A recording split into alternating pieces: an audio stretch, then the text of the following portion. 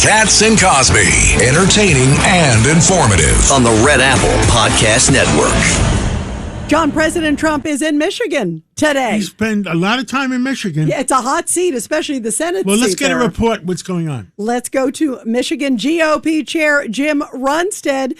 And Chairman, fill us in on the big event today. It looked like it was a great one.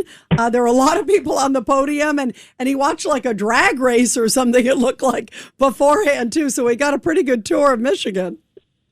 He did, and John and Rita, it was a spectacular event. I was talking to the people from General Motors. They were like, wow, we didn't quite anticipate this big a crowd because it was absolutely, completely jam-packed. Every seat was taken, and it was standing room only to the back. Such excitement here in Michigan. And he talked a lot about General Motors and how well they're doing and what they're doing, the Trump administration, to bring and onshore back the auto industry into Michigan and into the rest of the United States. And so it really was exciting. There was so many great statistics. He talked about 170,000 Michigan manufacturing jobs protected, $30 billion in Michigan GOP saved, and $15 billion in wages saved from the big beautiful bill. And there's so many other positives. Over 500,000 working Michiganders received a average deduction of $3,100.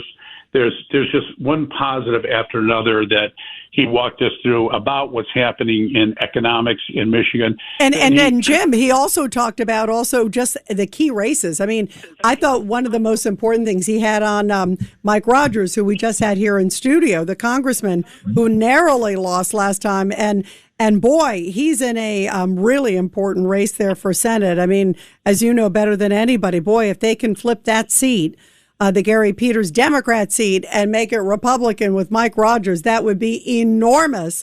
And he talked about it's common sense versus crazy in that race. Oh, yeah. The communist versus crazy. It's really something to see on the Democrat side. They had the worst convention they'd ever had. They were screaming at each other. They were calling each other names. The votes were all messed up. So that was a mess. Now they're in the final stages of this primary, and they are going at each other tooth and tongue. Haley Stevens is more of a establishment Democrat, and El Said is like a Democrat socialist.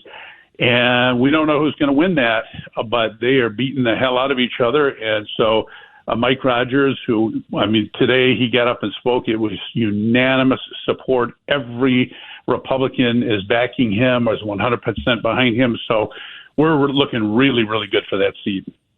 Yeah, that is a biggie. Michael Cohen. In fact, how you doing, Jim? It's Mike Cohen. Let me say one thing that the GOP is doing far greater and far better than the DNC is in terms of having some money in their pocket. I wrote on my Substack this morning, the DNC is actually in the negative right now to the extent that they had to go and they had to mortgage their buildings in order to raise $18.5 million to keep the operation going, whereas the GOP is sitting with about $124 million in cash. And that's exclusive of like the $250 million that Trump has in regard to super PACs. I mean, there's a big difference. They're fighting amongst themselves, too. That's the other thing. I mean, even Bernie Sanders over the weekend said, it's establishment versus us. I mean, they're having an internal war. They can have all the establishment wars that they want. They have no money to establish the war. And one thing that we've all learned, wars cost. Yeah, Jim, what are your thoughts? Wars cost. Well, I'm loving it because I think part of the reason that they're in such deficit is that their donors are like, who wants to get involved with this? I mean, we don't know that we're going to get a whole bunch of unelectable candidates at the end of this game here, and we're going to be piling money in, and you get people in here who are so far off the charts to the left and Marxist that they think I'm not going to put my money into it. So I'm not surprised that their donors are fleeing for the hills with this kind of absolutely off the charts crazy candidates that they have. Yeah, absolutely. Like Abdul Al-Sayed in Michigan, Jim. Jim, thank you so much. It was great to get a taste of what it was like in Michigan today. It sounds like it was an awesome day. Thank you so much. It was awesome.